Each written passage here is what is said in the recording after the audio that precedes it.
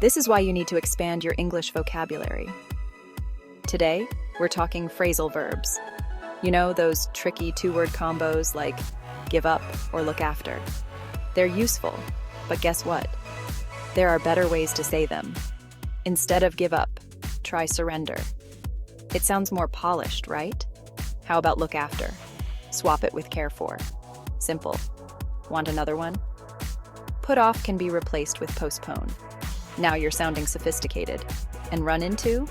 Use encounter. Way cooler.